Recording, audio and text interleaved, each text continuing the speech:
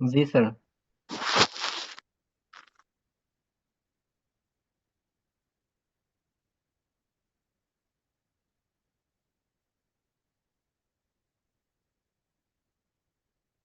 তোমরা সবাই ভালো আছো? আলহামদুলিল্লাহ স্যার, আপনি ভালো আছেন?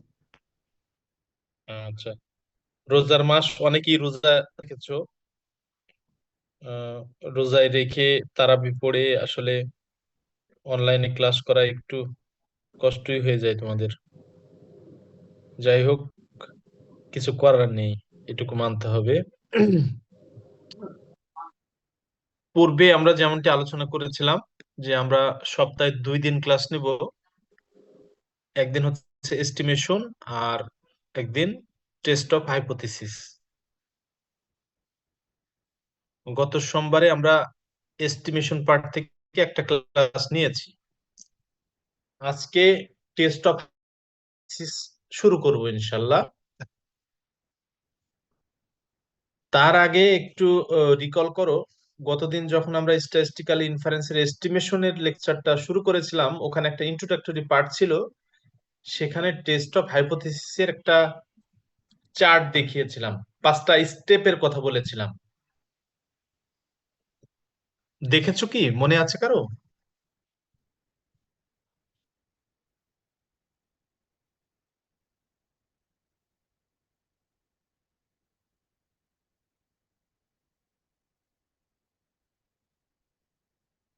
আচ্ছা।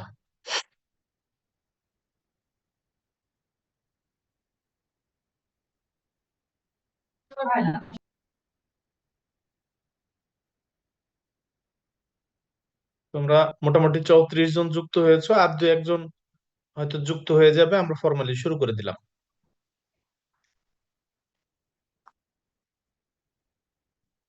এই টেস্ট অফ হাইপোথিসিস, এটি সর্বপ্রথম পপুলারাইজড হয় এটা আর্লি আর্লি 20th সেঞ্চুরিতে।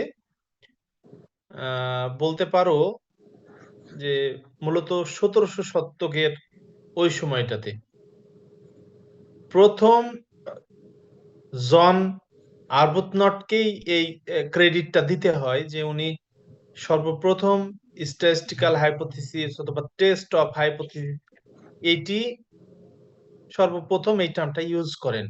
এবং পরবর্তীতে দ্বিতীয় যে ব্যক্তি এখানে কাজ শুরু করেন, উনি হচ্ছেন প্যারে সাইমন ল্যাপ্লাস। সেটাও হচ্ছে 1770-এর দশকে আর কি।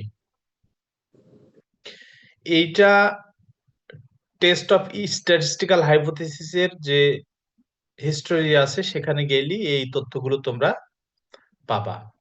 এখন প্রথম যে কথা, সেটা হলো এই হাইপোথিসিস টেস্টিং অথবা টেস্ট অফ হাইপোথিসিস অথবা টেস্ট অফ স্ট্যাটিস্টিক্যাল হাইপোথিসিস, এইটা বলতে আমরা কি বুঝি।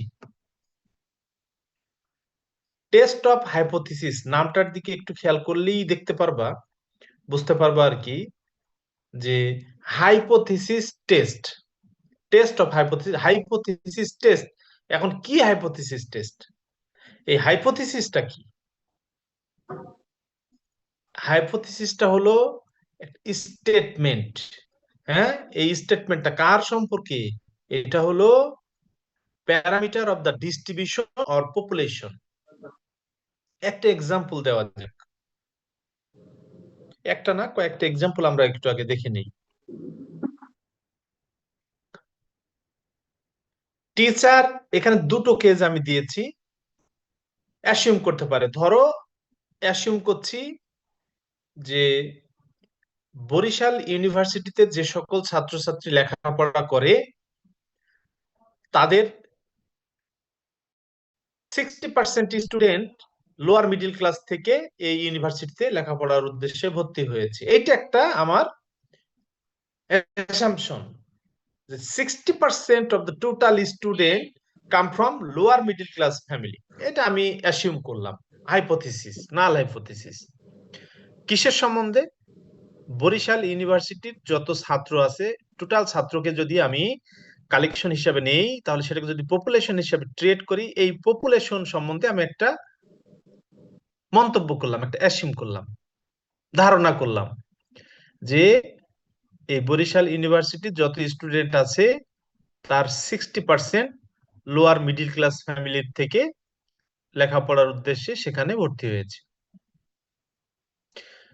গতদিন আমরা যেমনটি দেখেছিলাম টেস্ট অফ হাইপোথিসিসের যে স্টেপ, 5টা স্টেপ, এই যে অ্যাসাম করলাম, এই অ্যাসামটা আমার ধারণা ঠিক নাকি বেঠিক এইটা জাজ করার জন্য আমার 5টা স্টেপ ফলো করতে হবে। 5টা স্টেপের একটা স্টেপ তো আমি অলরেডি বলে ফেলেছি, অ্যাসিউম করে ফেলেছি ওই পপুলেশন সম্বন্ধে। দ্বিতীয় কাজ হলো size of the test or level of significance, probability of type 1 error, এটা ফিক্সড করা।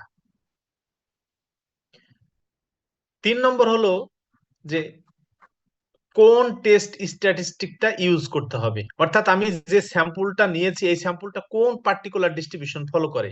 সেটা কি নর্মাল ডিস্ট্রিবিউশন ফলো করে, টি ডিস্ট্রিবিউশন ফলো করে, কাই ডিস্ট্রিবিউশন ফলো করে, না এফ ডিস্ট্রিবিউশন ফলো করে, কোন ডিস্ট্রিবিউশন ফলো করে, তার উপরে ভিত্তি করে আমাকে ডিসিশনটা মেক করতে হবে যে আমি এখানে কোন টেস্ট পারফর্ম করব।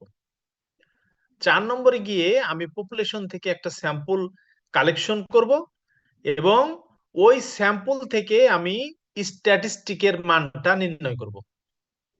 যে স্ট্যাটিস্টিকটা আমি থার্ড স্টেপে ডিসাইড করেছি যে আমি এই স্ট্যাটিস্টিকটা ইউজ করব, সেই স্ট্যাটিস্টিকের যে মান সেটা আমি নির্ণয় করব স্যাম্পল ডেটা থেকে, এবং সেটাকে আমরা বলবো স্ট্যাটিস্টিকের ক্যালকুলেটেড ভ্যালু।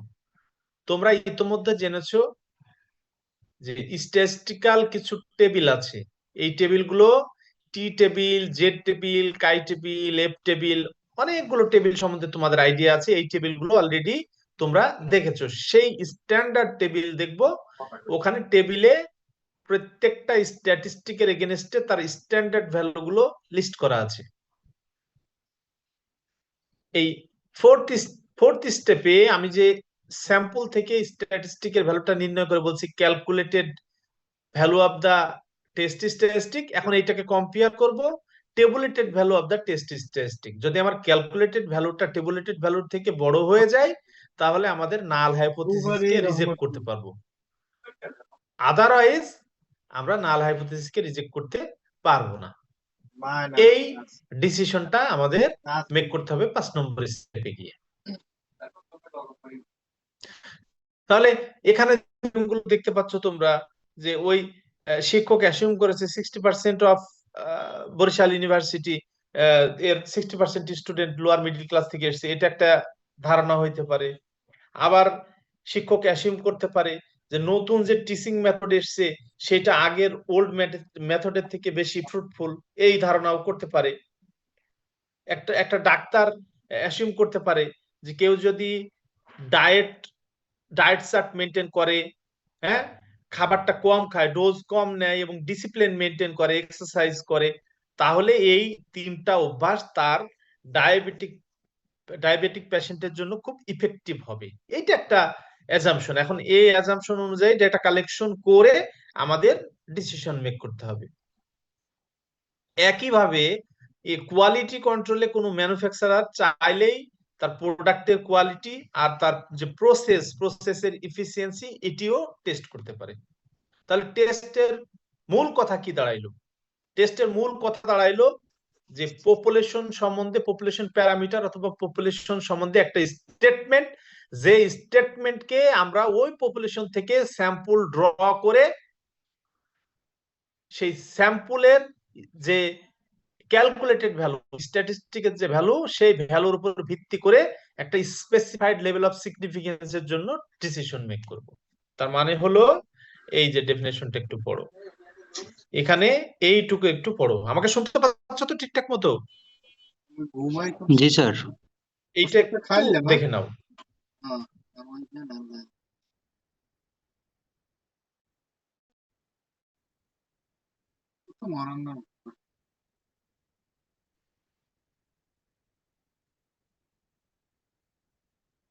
কোন ঔষধে কাম হয়?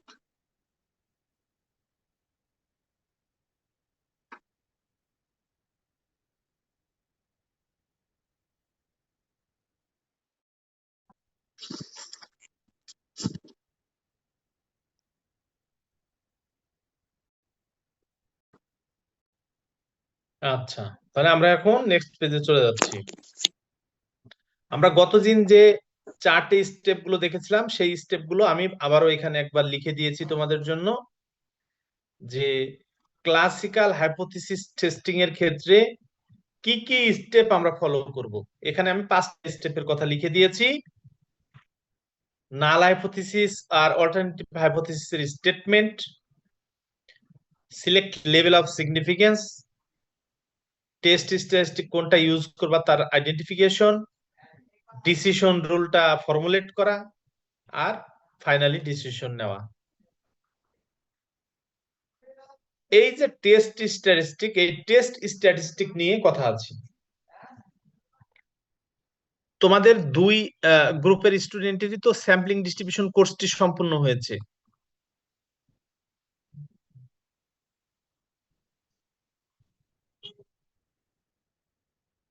একটু স্যার কথা ফার্স্ট ইয়ারে আমাদেরকে করানো হয়নি স্যাম্পলিং ডিস্ট্রিবিউশন, মানে এমনি আমাদের স্টার্ট হয়েছে ইয়ার থেকে। আচ্ছা, স্যাম্পলিং ডিস্ট্রিবিউশনটা আসলে কি একটু বলতে পারো?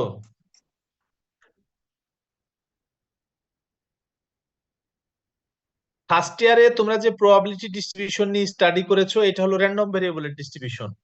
তোমাদের সাথে মনে হয় একদিন আলোচনা আমি করেছি নাকি?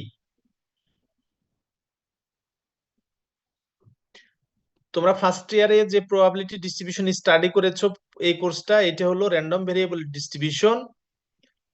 স্যাম্পলিং ডিস্ট্রিবিউশনে তোমরা এখন যেটা শিখবা সেটাও ডিস্ট্রিবিউশন, সেটাও প্রবাবিলিটি ডিস্ট্রিবিউশন, তবে সেটা হলো স্ট্যাটিস্টিকের ডিস্ট্রিবিউশন। এই স্ট্যাটিস্টিকটা কি, কেউ একজন বলো তো স্ট্যাটিস্টিক কি? Characteristic of sample. Sir sir statistics হয়েছে স্যার, যাতে আমরা স্যার কোনো স্যাম্পল থেকে বিশ্লেষণের সময় শুধু স্যার স্যাম্পল থেকে ডাটা বিশ্লেষণ করে ফলাফল বের করি, তার সেটা হচ্ছে sir statistic. Very good, very good. তার মানে sample mean, sample standard deviation, sample correlation সবই হচ্ছে statistic, function of sample observations, right? তাহলে স্ট্যাটিস্টিক তোমরা জানো। এখন পপুলেশন থেকে যদি তুমি অল পসিবল স্যাম্পল ড্র করো, তাহলে এই স্ট্যাটিস্টিকের যে ভ্যালু, এটা স্যাম্পল টু স্যাম্পল কিন্তু সেম থাকবে না, চেঞ্জ হবে। আবার এই ক্ষেত্রে স্যাম্পল স্পেস থেকে রিয়াল নাম্বার লাইন, এটার একটা ম্যাপিংও সম্ভব। এক্ষেত্রে স্ট্যাটিস্টিক র্যান্ডম ভেরিয়েবল হিসেবে ট্রিট হচ্ছে, এই জন্য এই স্ট্যাটিস্টিকের ডিস্ট্রিবিউশন আছে। ওই যে বললাম যে তোমরা ফার্স্ট ইয়ারে প্রবাবিলিটি ডিস্ট্রিবিউশন র্যান্ডম ভেরিয়েবলের ডিস্ট্রিবিউশন পড়েছো, স্ট্যাটিস্টিকও এখানে র্যান্ডম ভেরিয়েবল, এই জন্য স্ট্যাটিস্টিকেরও ডিস্ট্রিবিউশন আছে। এই স্ট্যাটিস্টিকের ডিস্ট্রিবিউশনের মধ্যে তোমরা যে ডিস্ট্রিবিউশন গুলো পড়বা সেটা হলো জেড স্ট্যাটিস্টিকের ডিস্ট্রিবিউশন, টি স্ট্যাটিস্টিকের ডিস্ট্রিবিউশন, এফ স্ট্যাটিস্টিকের ডিস্ট্রিবিউশন, ফিশার্স জেড তার ডিস্ট্রিবিউশন, কাই স্কোয়ারের ডিস্ট্রিবিউশন, কাই স্কোয়ার স্ট্যাটিস্টিকের ডিস্ট্রিবিউশন, এইগুলো পড়বা। তাহলে এই যে যে ডিস্ট্রিবিউশন কথাগুলোর কথা আমরা বলছি, এই প্রত্যেকটা ডিস্ট্রিবিউশনই হলো স্ট্যাটিস্টিকের ডিস্ট্রিবিউশন। তাহলে কয়টা স্ট্যাটিস্টিকের ডিস্ট্রিবিউশন তোমরা এখানে শিখবা? কাই স্কয়ার স্ট্যাটিস্টিকের ডিস্ট্রিবিউশন শিখবা, এই যে এখানে আমি একটু লিস্ট করে দিয়েছি, জেড জেড স্ট্যাটিস্টিক, টি স্ট্যাটিস্টিক, কাই স্কয়ার স্ট্যাটিস্টিক, হ্যাঁ, এফ স্ট্যাটিস্টিক্স, এইগুলোর ডিস্ট্রিবিউশন তোমরা শিখবা।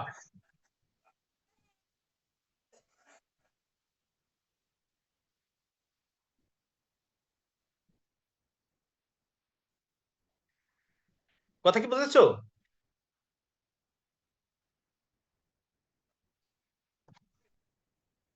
আমাকে শুনতে পাচ্ছো? জি স্যার। হ্যাঁ, এক দুইজন একটু কথা বলবা, না হলে আমি আসলে বুঝতে পারবো না। জি স্যার, শোনা যাচ্ছে। তাহলে আমরা 6টা স্টেপ এইখানে আবারও লিস্ট করলাম। এখন এই স্ট্যাটিস্টিক্যাল ইনফারেন্সের টেস্ট অফ হাইপোথিসিস পার্টটা পড়তে গেলে আমাদের কিছু টার্মিনোলজি আছে, যে টার্মিনোলজি গুলো খুব ইম্পর্টেন্ট। এই কিছু টার্মিনোলজি আমরা এখন শিখব।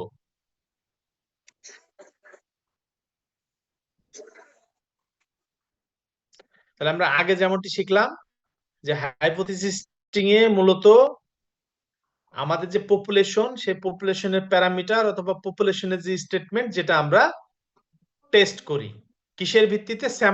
স্যাম্পল ইনফরমেশনের ভিত্তিতে।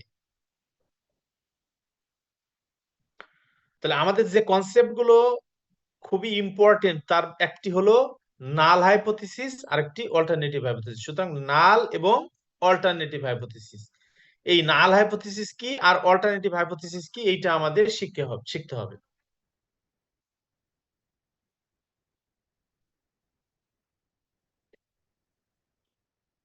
আমাদের যে আননোন পপুলেশন প্যারামিটার, এই পপুলেশন প্যারামিটার সম্বন্ধে যে স্টেটমেন্টটা আমরা করি, যে বর্ণনাটা শুরুতে আমরা দেই, অ্যাসিউম করি, সেটাকেই আমরা বলছি নাল হাইপোথিসিস। এবং এই নাল হাইপোথিসিসকে নরমালি আমরা H0 দিয়ে লিখি। H এ হচ্ছে হাইপোথিসিস আর 0 দিয়ে নাল, এই জন্য নাল হাইপোথিসিসকে H0 এই নোটেশনে লেখা হয়। এই নাল হাইপোথিসিস আমরা কি করলাম, যে থিটা বিলংস টু থিটা 0। এখন এই থিটাটা কি? এই যে থিটা 0 কথা বলছি, এই থিটাটা হলো প্যারামিটার স্পেস। প্যারামিটার স্পেস কি?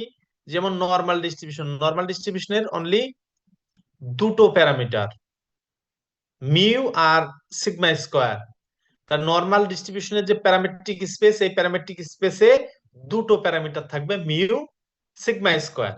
তো এই যে কোনো টেস্ট অফ হাইপোথিসিসের ক্ষেত্রে আমাদের এটা অ্যাসাম করতে হবে যে কোনো প্যারামেট্রিক স্পেসে কমপক্ষে দুটো পয়েন্ট থাকবে, কমপক্ষে দুটো পয়েন্ট একটা প্যারামেট্রিক স্পেসের মধ্যে বিলংস করবে। এইটা আমাদের স্ট্যাটিস্টিক্যাল টেস্ট অফ হাইপোথিসিসের ক্ষেত্রে আমাদের একটা অ্যাসাম্পশন। আচ্ছা, আমরা নাল হাইপোথিসিসটা শিখলাম। এখন কমপ্লিমেন্টারি হাইপোথিসিস হলো, নাল হাইপোথিসিসে আমরা যে কথা বলছি এর ঠিক উল্টাটা, সেটাকে আমরা বলি কমপ্লিমেন্টারি স্টেটমেন্ট, এবং যেটাকে আমরা বলি অল্টারনেটিভ হাইপোথিসিস। এই অল্টারনেটিভ হাইপোথিসিসকে HA, এতে অল্টারনেটিভ আর H এ হাইপোথিসিস, এইটাকে বলা হয় অল্টারনেটিভ হাইপোথিসিসের যে নোটেশন সেটা। কোন কোন বইতে আবার HA এর জায়গায় H1 হিসেবে ট্রেড করে, HA এর জায়গায় H1 হিসাবে ট্রেড করে। তাহলে আমরা যে এক্সাম্পল গুলো দেখেছিলাম, সেই এক্সাম্পলে একটু ফিরে যাই। টিচার অ্যাসিউম করেছিল কি 60% বরিশাল ইউনিভার্সিটির যত স্টুডেন্ট আছে তার 60% হচ্ছে লোয়ার মিডল ক্লাস ফ্যামিলি থেকে এই ইউনিভার্সিটিতে ভর্তি হয়েছে। এইটা যদি নাল হাইপোথিসিস হয়, অল্টারনেটিভ হলো যে না, 60% এর বেশি একটা অল্টারনেটিভ হতে পারে, 60% এর কম একটা অল্টারনেটিভ হতে পারে, নট ইকুয়াল টু 60% সেটাও হতে পারে। অর্থাৎ অল্টারনেটিভে তিন ধরনের হাইপোথিসিস এখানে লেখা যেতে পারে। আবার ডক্টরের বিশ্বাস হলো 3D, ডায়েট, ডোজ আর ডিসিপ্লিন, এটা মেনটেন করলেই ডায়াবেটিক পেশেন্টের জন্য ইফেক্টিভ হবে। এখানে অল্টারনেটিভ স্টেটমেন্ট হলো ইফেক্টিভ হবে না।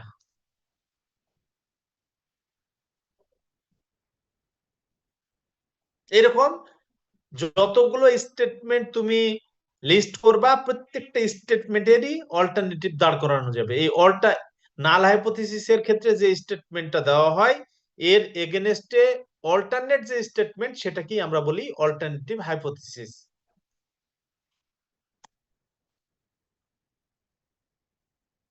তাহলে আমাদের এইটা মাথায় রাখতে হবে যে নাল হাইপোথিসিসকে কি বললাম, থিটা বিলংস টু থিটা 0। আবার এটা হলো প্যারামিটার স্পেসের মধ্যে বিলংস করে। আর এটা ধরলাম theta belongs to theta A অথবা থিটা 1, যেটা বিলংস করে ওই থিটা মাইনাস থিটা 0। নাল হাইপোথিসিসে তো থিটা 0 চলে গেল, তাহলে প্যারামেট্রিক স্পেস থেকে থিটা 0 বাদ হয়ে গেলে এখন থাকে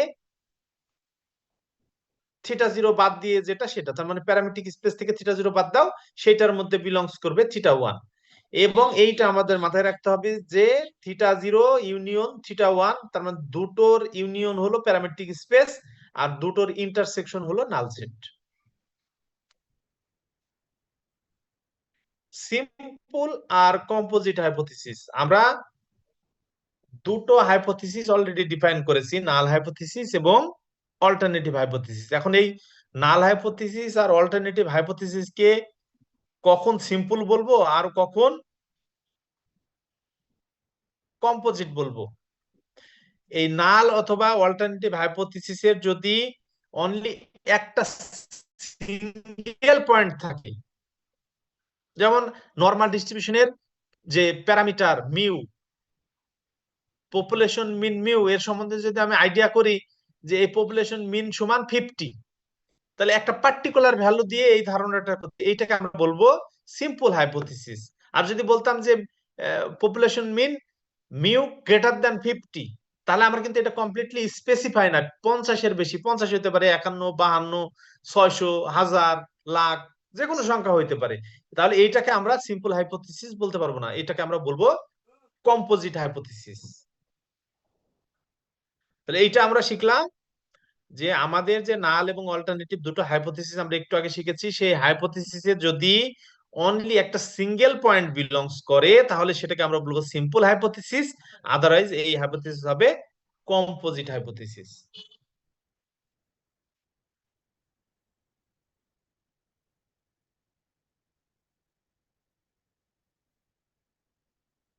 the problem of testing the hypothesis, আমরা কিভাবে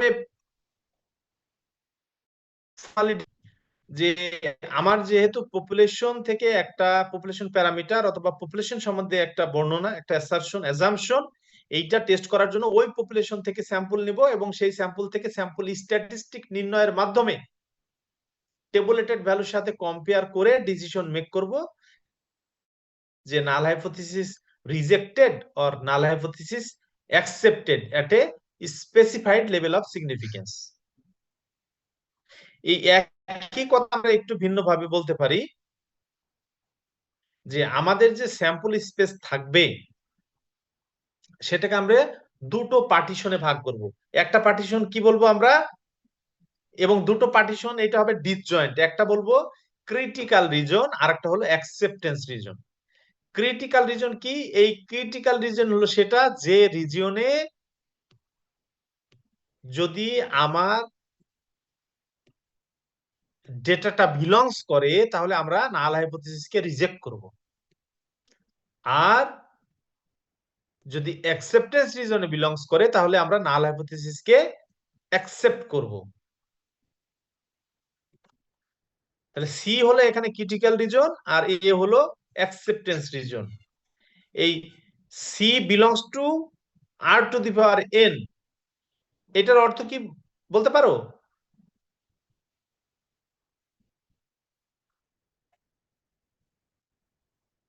এটা হলো N N tuples of real numbers. N tuples of real number হলো যে এটা একটা ভেক্টর, এই ভেক্টরে এন সংখ্যক রিয়াল আছে, এন সংখ্যক রিয়াল নাম্বার। আচ্ছা, এখন আসো টাইপ 1 এরর আর টাইপ 2 এরর।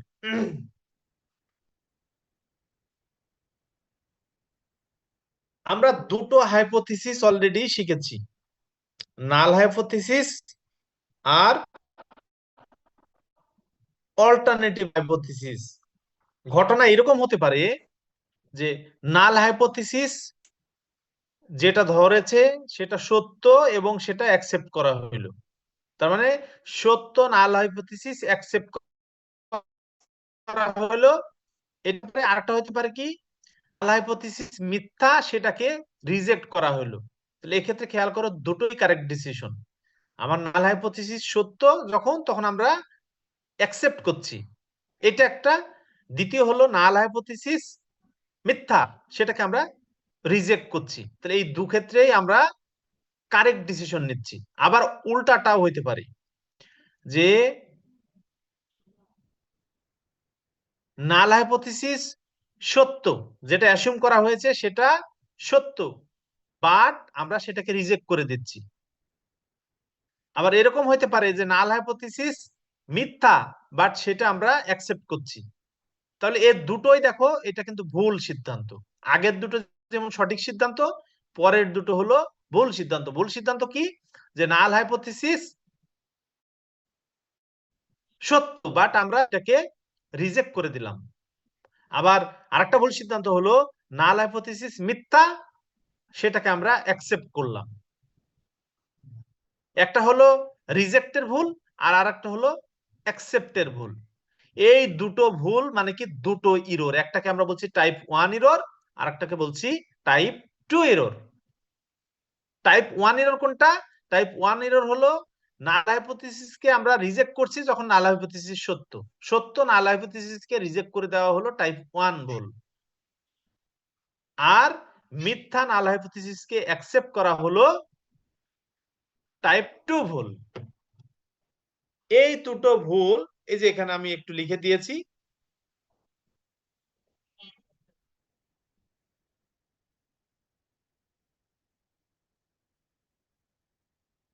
এই যে rejecting a true null hypothesis is called type 1 error R accepting a false null hypothesis is called type 2 error। দেখো এইটা আমরা একটা টেবিলে প্রেজেন্ট করেছি, এই টেবিলটা একটু খেয়াল করো। 2x2 decision table for hypothesis test. কি কি? আমাদের true state of the nature, তার মানে এই H0 সত্য নাকি মিথ্যা সেটা আমরা লিখেছি। H02 প্রথমে আমাদের এটা কি H02, আর দ্বিতীয় কলামের হেডিং এ আমরা লিখেছি H1 ট্রু, তার মানে এখানে H0 ফলস আর এখানে H1 ফলস। এখন আমার ডিসিশনটা কি? H0 কে রিজেক্ট আর H0 কে অ্যাকসেপ্ট। তাহলে H0 রিজেক্ট করছি, H0 সত্য বাট H0 রিজেক্ট করছি, তাহলে এটা হলো টাইপ 1 এরর। এই টাইপ 1 এরর কে আমরা এই টাইপ 1 এরর যেটা, এই টাইপ 1 এররের প্রবাবিলিটিকে আমরা বলি alpha. The probability of type 1 error এটা হচ্ছে আলফা। আবার এইটা দেখো, আমি H0 কে রিজেক্ট করছি যখন H1 ট্রু, তার মানে কি এখানে H0 ফলস, H1 ট্রু, আমি H0 কে রিজেক্ট করছি, তাহলে এটা হলো কারেক্ট ডিসিশন। এই কারেক্ট ডিসিশনের প্রবাবিলিটি হলো 1 মাইনাস বিটা। আর এইখানে একটা কারেক্ট ডিসিশন আছে, সেটা হলো H0 সত্য, H0 কে অ্যাকসেপ্ট করছি, এটাও একটা কারেক্ট ডিসিশন। এটা হলো probability of correct decision 1 minus alpha. আর টাইপ 2 এরর কি? যে আমি H0 কে অ্যাকসেপ্ট করছি বাট আমার সত্য হলো H1, তাহলে এইটা একটা এরর, সেটাকে আমরা বলছি টাইপ 2। এটাকে আমরা ডিনোট করি বিটা দিয়ে। তাহলে আমার এই টাইপ 1 এররের যে দুটো সিদ্ধান্ত, দুটো সিদ্ধান্তের যে প্রবাবিলিটি, সেইটা যোগ করলে দেখো 1 হয়, আবার এইটা যোগ করলে 1 হয়। যাই হোক, আমাদের এখানে দুটো বিষয় আমাদের মেইন বিষয়, সেটা হলো যে টাইপ 1 এরর আর টাইপ 2 এরর। এখানে দুটো আছে ভুল সিদ্ধান্ত আর দুটো আছে কারেক্ট ডিসিশন। দুটো হলো রং ডিসিশন আর দুটো কারেক্ট ডিসিশন। এই দুটো কারেক্ট ডিসিশনের ক্ষেত্রে দেখো একটা হলো পাওয়ার, এই যে এটা হলো পাওয়ার 1 মাইনাস বিটা, 1 মাইনাস বিটা। এইটা হলো probability of correctly rejecting the null hypothesis। যখন নাল হাইপোথিসিস মিথ্যা এবং তখন আমরা সেটাকে রিজেক্ট করে দিচ্ছি, এইটাকে আমরা বলি কারেক্ট ডিসিশন, এবং এইটা হলো টেস্টের পাওয়ার। আর একটা কি? Correctly accept the null hypothesis, correctly accept the null hypothesis, এইটা হলো কনফিডেন্স কোএফিসিয়েন্ট। আমরা এস্টিমেশন পার্টে যে ইন্টারভাল এস্টিমেশন শিখবো, সেই ইন্টারভাল এস্টিমেশনের ক্ষেত্রে আমাদের কনফিডেন্স কোএফিসিয়েন্ট হবে 1 মাইনাস আলফা। আলফা যদি 5% হয় তাহলে 1 মাইনাস আলফা হলো 95%। ওইখানে তোমরা শিখবা 95% কনফিডেন্স ইন্টারভাল, 95% প্রেডিকশন ইন্টারভাল, এবং আরো আরো কতগুলো ইন্টারভাল শিখবা ওখানে 95%-এর জন্য। 1%-এর জন্য হইতে পারে, 5%-এর জন্য হইতে পারে, 10%-এর জন্য হইতে পারে। অর্থাৎ কনফিডেন্স ইন্টারভাল 95% হইতে পারে, 99% হইতে পারে, ইভেন 90%ও হইতে পারে। এর বেশিও হইতে পারে, বেশি কমও হইতে পারে। এটা কিভাবে সিলেক্ট করছো, লেভেল অফ সিগনিফিকেন্স, তার উপরে ডিপেন্ড করবে যে কনফিডেন্স কোএফিসিয়েন্টটা কত হবে আর কনফিডেন্স ইন্টারভালটা কত পার্সেন্ট। তাহলে আমরা এখন দেখো প্রবাবিলিটি অফ টাইপ 1 এরর। কি প্রবাবিলিটি অফ টাইপ 1 এরর? সেটা হলো আমরা বলছি লেভেল অফ সিগনিফিকেন্স, আবার কখনো কখনো এটাকে বলা হয় সাইজ অফ দ্য টেস্ট।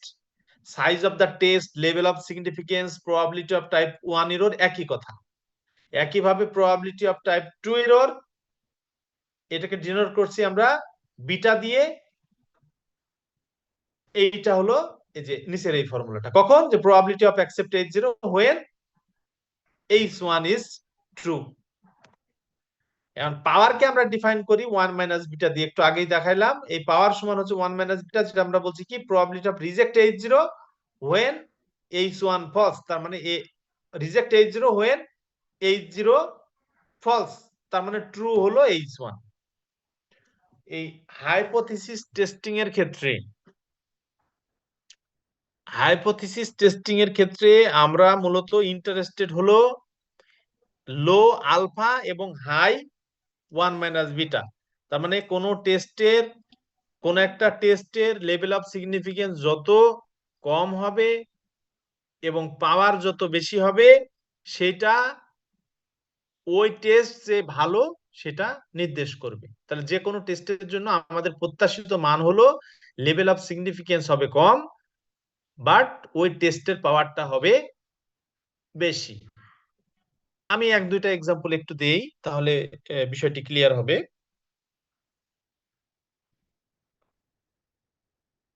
টেস্টের যে স্টেপ গুলো আছে, সেকেন্ড স্টেপে আমরা বলছি কি সাইজ অফ দ্য টেস্ট আর লেভেল অফ সিগনিফিকেন্সটা আমাদের ফিক্সড করতে হবে। টেস্ট স্ট্যাটিস্টিক কি হবে, আমরা কিভাবে স্যাম্পল ড্র করে সেখান থেকে টেস্ট স্ট্যাটিস্টিকের মান নির্ণয় করব অথবা ডিসিশন মেক করব, এইগুলিতে যাওয়ার আগেই আমাদের সিদ্ধান্ত নিতে হবে যে size of the test, level of সিগনিফিকেন্সটা কত হবে। এইটা কারণ হলো, আমি এক দুটো এক্সাম্পল দেই তাহলেই বিষয়টা বোঝা যাবে। আমরা মোটামুটি সবাই ফুটবল খেলা দেখে থাকি। যদি এইরকম হয় যে গত বিশ্বকাপের চ্যাম্পিয়ন দল আর্জেন্টিনা, এই আর্জেন্টিনার সাথে বাংলাদেশের একটা প্রীতি ফুটবল ম্যাচ হবে, তাহলে এটা দর্শকরা ওই ফুটবল ম্যাচ দেখতে মাঠে যাবে ঠিকই, এখানে ওরা কিন্তু খুব বড় মোটা দাগে কম্পিটিশনের কোনো প্রত্যাশা নিয়ে যাবে না যে বাংলাদেশ এখানে তাদের সাথে কম্পিটিশন করবে, জিততেও পারে, এরকম আইডিয়া নিয়ে যাবে না। কারণ বর্তমান সময়ে যারা খেলাধুলার খবর রাখে তারা জানে যে আর্জেন্টিনার র্যাঙ্কিং কত আর বাংলাদেশের র্যাঙ্কিং কত। একইভাবে দেখো এইখানে রেফারির সিলেকশনটা, এখানে ভালো মানের বিদেশি রেফারি থাকতে হবে, ব্যাপারটা এরকম নয় যে বিশ্বের 1 নম্বর রেফারি দিয়ে এই আর্জেন্টিনা আর বাংলাদেশের ম্যাচ পরিচালনা করতে হবে, এটা নট নেসেসারি। এখানে বাংলাদেশি একজন রেফারিকে দিলেও এই খেলা পরিচালনা করতে পারবে, ইভেন আমাদের যে কোনো জেলা শহরের একটা রেফারিকে দিলেও এই খেলাটা পরিচালনা করতে পারবে, কোনো সমস্যা হবে না। বাট আমি যদি একটু উল্টা ভাবে চিন্তা করি যে গত বিশ্বকাপের চ্যাম্পিয়ন এবং রানার আপ আর্জেন্টিনা এবং ফ্রান্সের মধ্যে খেলা হবে, এখন রেফারি সিলেক্ট করতে হবে, তাহলে এই রেফারির সিলেকশন এখন যে বাংলাদেশের জেলা টিমের থেকে কোন একটা রেফারি নিয়ে যদি ওই ম্যাচ পরিচালনা করার দায়িত্ব দেয়, তাহলে এখানে কিন্তু অনেক প্রশ্ন চলে আসবে যে এত হাই ভোল্টেজ ম্যাচের এইটা রেফারি দেওয়া যাবে না, এই রেফারি ওই ম্যাচ কন্ট্রোল করতে পারবে না। সুতরাং যেহেতু খেলাটা হচ্ছে বর্তমানে যে বিশ্বকাপের চ্যাম্পিয়ন এবং রানার আপ তাদের মধ্যে, সুতরাং রেফারিকেও হইতে হবে ওই র্যাঙ্কিং এ যারা টপে আছে তাদের মধ্যে থেকে। এই যে রেফারির সিলেকশন, এই রেফারির সিলেকশনটা হলো খুবই গুরুত্বপূর্ণ এই সমস্ত ম্যাচের ক্ষেত্রে। কেন গুরুত্বপূর্ণ? যেমনটি প্রথমে বললাম যে বাংলাদেশ আর আর্জেন্টিনার খেলা, এখানে যদি রেফারি ভুল ক্রমে আর্জেন্টিনার 2টো গোল বাতিল করে দেয়, বাংলাদেশের একটা গোল মানে ফাউল কিংবা অফসাইডে বাতিল হওয়া সত্ত্বেও যদি গোলটা দিয়ে দেয়, এতেও ওই ম্যাচের ফলাফলে খুব বেশি পার্থক্য আসার কথা না বর্তমান র্যাঙ্কিং অনুযায়ী। আইডিয়া হলো হয়তো আর্জেন্টিনা বাংলাদেশকে 10-15 গোল দেবে, সেক্ষেত্রে 2টো গোল বাতিল করলে 13টা হবে, আর বাংলাদেশের একটা গোল ভুল করে দিয়ে দিলে না 2টো হলো গোল। চ্যাম্পিয়ন রানার আপ ওদের গোল এক্ষেত্রে যদি রেফারি ভুলে কোন একটা দলকে 2 গোল দিয়ে দেয় অথবা কোন দলের 2টো গোল বাতিল করে দেয়, তাহলে এই খেলার ফলাফল কিন্তু সম্পূর্ণ চেঞ্জ হয়ে যাবে। সুতরাং হাই ভোল্টেজ ম্যাচের ক্ষেত্রে এই রেফারির সিলেকশনটা খুবই গুরুত্বপূর্ণ। একইভাবে টেস্ট অফ হাইপোথিসিসের যে লেভেল অফ সিগনিফিকেন্স আছে, এই লেভেল অফ সিগনিফিকেন্স কত আমরা সিলেক্ট করব, এইটাও খুব গুরুত্বপূর্ণ। তাহলে এই কাজটা আমরা কিভাবে করব? এই যে লেভেল অফ সিগনিফিকেন্স 1% হইতে পারে, 5% হইতে পারে, 10% হইতে পারে। এর বাইরে যদি কেউ মনে করে আমি 7% নেব, সে নিতে পারে। তবে বইগুলোতে নরমালি 1%, 5% আর 10% এর কথা বলা আছে। এখন এই 3টা লেভেল অফ সিগনিফিকেন্স কোন সিচুয়েশনে কত percent level of significance use করতে হয়, এইটা হলো যে যখন কোয়ালিটির প্রশ্ন আসে, কোয়ালিটির প্রশ্ন আমাদের লেভেল অফ যেমন কিংবা পোশাক তৈরির ক্ষেত্রে এই সমস্ত কাজের ক্ষেত্রে আমাদের 1% লেভেল অফ টেস্ট গুলো করতে হয়।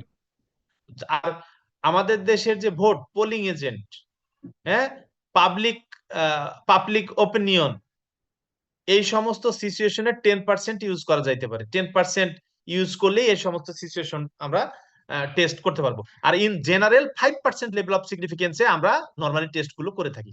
যখন স্ট্যাটিস্টিকের বাইরে অন্যান্য সাবজেক্টের মানুষজন টেস্ট অফ হাইপোথিসিস অ্যাপ্লাই করে, তখন তারা normally alpha is equal to 0.05 or 5% level of significance ধরে তাদের টেস্ট গুলো কন্ডাক্ট করে থাকে।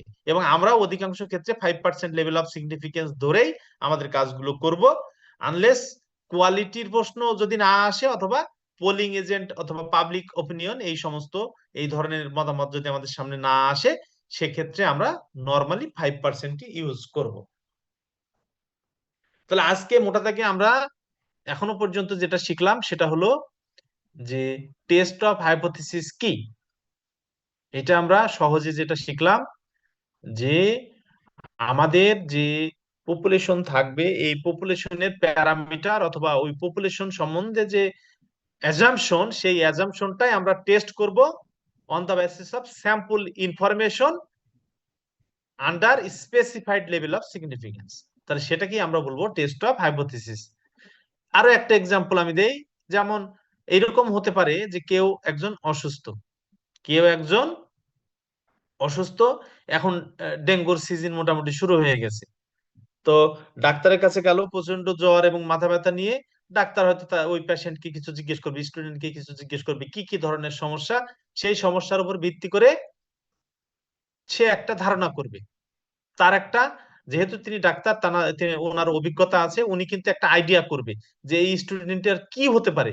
স্টুডেন্টের কি ডেঙ্গু টাইপের প্রবলেমের কথা বলছে, ম্যালেরিয়ার টাইপের প্রবলেমের কথা বলছে, নাকি করোনা ধরনের প্রবলেমের কথা বলছে, কি ধরনের প্রবলেম হতে পারে তার কিন্তু একটা আইডিয়া সে করতে পারবে এই স্টুডেন্টের কাছ থেকে ইনফরমেশন কালেক্ট করার মধ্য দিয়ে। তো সে প্রথমে একটা ধারণা করবে, সে ধারণা করলো যে স্টুডেন্টের ডেঙ্গু হতে পারে, যেহেতু ডেঙ্গুর সিজন চলে আর তার যে লক্ষণ ডেঙ্গুর সাথে মিলে যায়, সুতরাং ডেঙ্গু হতে পারে। এই ধারণার থেকেই কিন্তু উনি একটা টেস্ট সাজেস্ট করবে, ডেঙ্গু টেস্টের একটা সাজেশন দেবে, সাথে ব্লাডের হয়তো কিছু টেস্ট দিতে পারে। তাহলে আমাদের প্রথম হলো যে হাইপোথিসিস, ওই ডাক্তার হাইপোথিসিস সেট করলো যে ডেঙ্গু হতে পারে। দ্বিতীয় হলো লেভেল অফ সিগনিফিকেন্স ফিক্সড করা, আলফার মান কত হবে, আলফার মান 5% ধরে নাও। 3 নম্বর হলো যে টেস্ট স্ট্যাটিস্টিকটা কি হবে।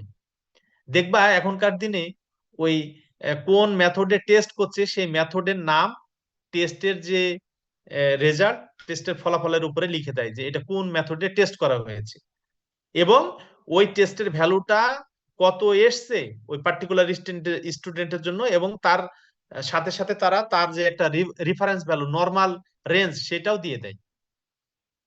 তার মানে তারা ক্যালকুলেটেড ভ্যালু এবং টেবুলেটেড ভ্যালু দুটোই দিয়ে দেয়। ওই টেস্টটা যদি আমরা নিজেরা দেখি, যারা ইংলিশ ভালো মতো পড়ে বুঝতে পারি, তারা দেখলেই কিন্তু বুঝতে পারি যে ওই পার্টিকুলার টেস্টে যে ফলাফল এসছে তার ভিত্তিতে যার জন্য এই টেস্টটি করা হয়েছে সে ওই নির্দিষ্ট রোগে আক্রান্ত কিনা, এটা রিপোর্ট দেখলে আজকাল যে কেউ বুঝতে পারে। তো ডাক্তার ওই রিপোর্টটা দেখে ডিসিশন মেক করে। যদি দেখে ডেঙ্গু পজিটিভ, দেন ডেঙ্গু ট্রিটমেন্ট দেন, অথবা ব্লাডের যে আরো রিপোর্ট গুলো দেন সেইগুলো দেখে উনি সিদ্ধান্ত গ্রহণ করে যে এই স্টুডেন্ট কিতে আক্রান্ত হয়েছে তার উপরে ভিত্তি করে উনি কিন্তু একটা সিদ্ধান্ত নেন এবং ওই সিদ্ধান্তের উপর ভিত্তি করে উনি প্রেসক্রিপশনটা সাজেস্ট করেন, প্রেসক্রিপশনের ওষুধগুলো লিখে দেন।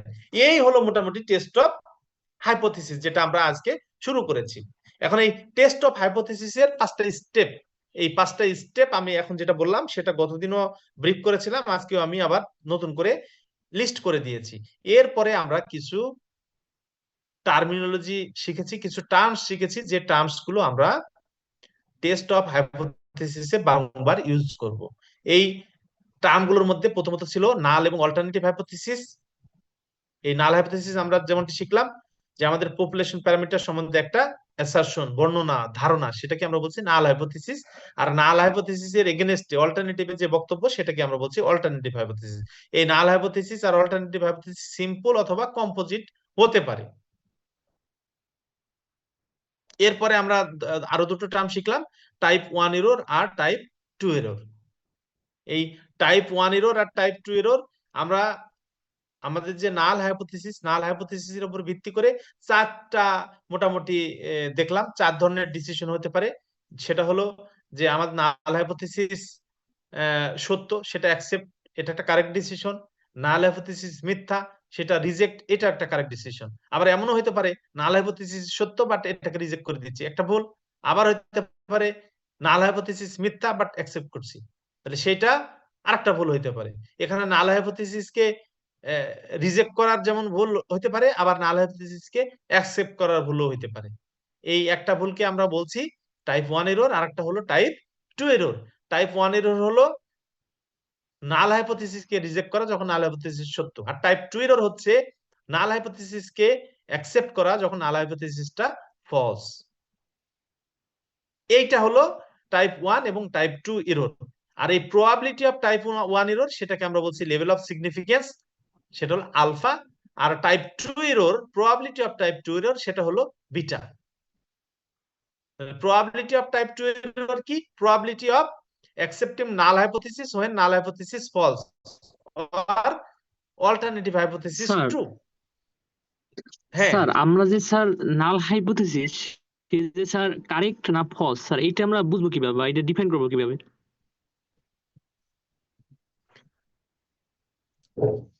খুবই সুন্দর প্রশ্ন। আমরা নাল হাইপোথিসিসে যে স্টেটমেন্টটা দিচ্ছি এইটা সঠিক নাকি ভুল, এইটা বোঝার জন্য আমি অনেকগুলো এক্সাম্পল দিয়েছি, আমি আবারও একটা ব্যাখ্যা করছি।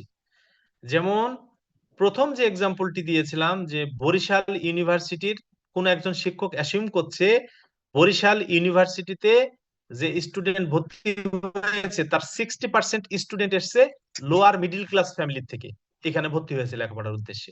এখন এটা কিভাবে বুঝবো এটা সত্য নাকি মিথ্যা? তাহলে আমাকে এখন কি করতে হবে, ওই বরিশাল ইউনিভার্সিটির যে স্টুডেন্ট আছে, যত স্টুডেন্ট আছে একটা লিস্ট করতে হবে।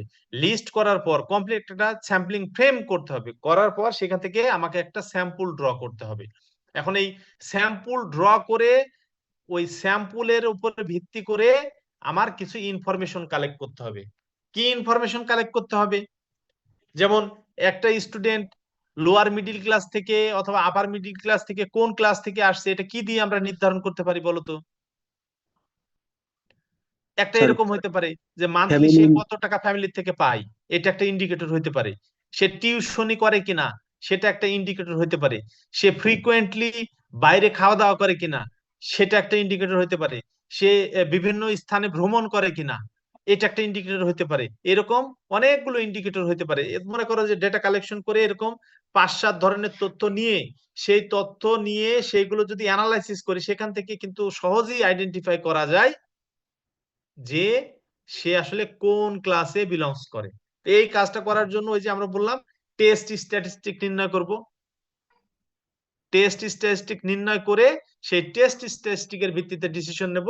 আমরা সামনের দিনগুলোতে এগুলো যখন প্র্যাকটিক্যাল লাইফে একেবারে প্র্যাকটিক্যাল এক্সাম্পল ধরে ধরে করব, তখন বিষয়গুলো আরো পরিষ্কার হবে।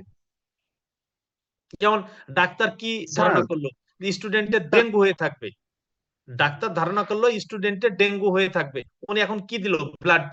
ব্লাড টেস্ট করে ল্যাব থেকে তো একটা রিপোর্ট দেয়, সেই রিপোর্ট দেখেই তো উনি ডিসিশন নেয় যে উনার ধারণাটা ঠিক নাকি ভুল। স্যার হুম স্যার তাহলে যে স্যার আমাদের বরিশাল বিশ্ববিদ্যালয়ে যে আমাদের যেই টিচার বলছিলেন যে 60% মিডল ক্লাসে বিলং করে, তাহলে ওই স্যার একটা স্ট্যাটিস্টিকের মাধ্যমে বলছিলেন ওইটা, না না না না, উনি ধারণা করেছে, উনি জাস্ট একটা স্টেটমেন্ট মানে দিয়েছে। জাস্ট তার একটা মানে অনুমান নিজের, মানে ওটা কোনো পরীক্ষা ছাড়া। হ্যাঁ, এটা কোনো পরীক্ষা ছাড়াই একটা ধারণা করেছে।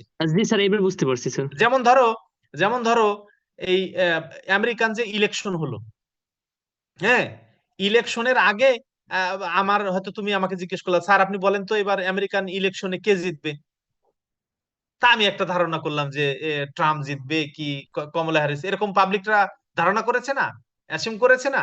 এখন কোনটা সত্য হবে তারা এইটা নিয়ে আবার ওই যে ডেটা কালেকশন করেছে, ডেটা কালেকশন করে তথ্যের ভিত্তিতে তো বিভিন্ন সময় বলেছে, বিভিন্ন জন বিভিন্ন ভাবে ডেটা কালেকশন করে তো ভবিষ্যৎবাণী করেছিল তারা যে কে জয়ী হবে। বাট যিনি অ্যাসিউম করেছেন, যিনি অ্যাসিউম করেছেন উনি ওনার আইডিয়া থেকে, ওনার অভিজ্ঞতা থেকেই অ্যাসিউম করেছেন। বিষয়টি কি পরিষ্কার হয়েছে? জি স্যার, এবার বুঝতে পারছি। আচ্ছা, মনে করো, মনে করো আমরা যখন অসুস্থ হয়ে যাই, আমরা অসুস্থ হইলে নিজেরাই তো বুঝতে পারি যে অসুস্থতার ধরন দেখেই তো আমরা বুঝতে পারি যে কি হতে পারে। সর্দি লাগলে আমরা বুঝতে পারি না,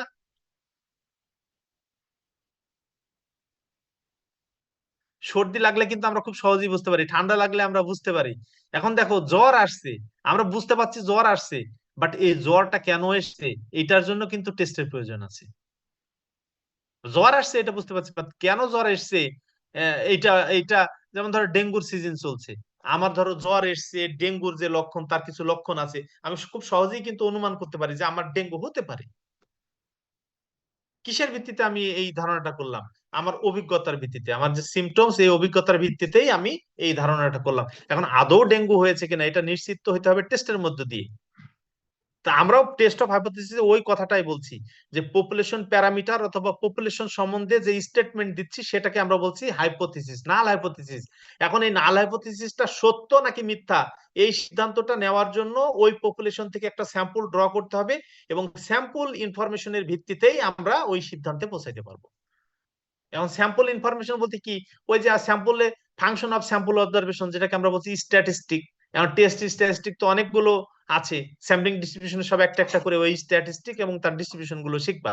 যেমন জেড বললাম, জেড টেস্ট হইতে পারে, টি টেস্ট হইতে পারে, হ্যাঁ, কাই স্কয়ার টেস্ট হইতে পারে, এফ টেস্ট হইতে পারে, ফিশারস এফ টেস্ট হইতে পারে, এর বাইরে নন প্যারামেট্রিক কাই স্কয়ার হইতে পারে, অনেকগুলো আছে টেস্ট। পিআরটি টেস্ট আছে, পোল টি টেস্ট আছে, দেখবা যে উইকিপিডিয়াতে সার্চ করলে টেস্টের একটা লম্বা লিস্ট দিয়ে দেয়। যাই হোক, তো আমরা এই বিষয়গুলো নিয়েই মোটামুটি আজকে আমরা আলোচনা করলাম। এখন যদি আরো দুই একটা টার্ম বুঝতে অসুবিধা হয়ে থাকে সে জায়গায় বললে আলোচনা করব, আদারওয়াইজ আমরা আজকে এই পর্যন্তই রাখবো।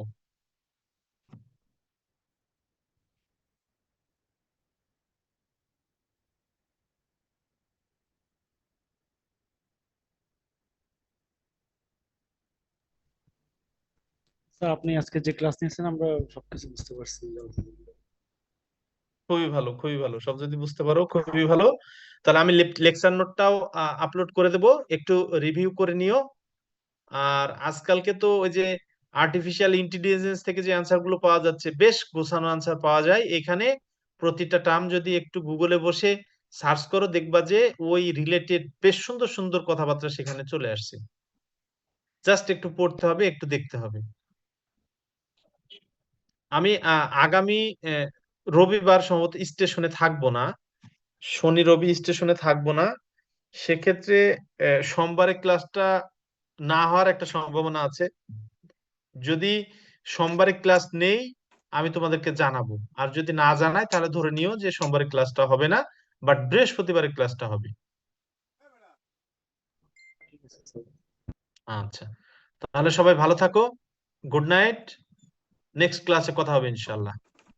আসসালামু আলাইকুম আসসালামু আলাইকুম। স্যার। আসসালামু আলাইকুম।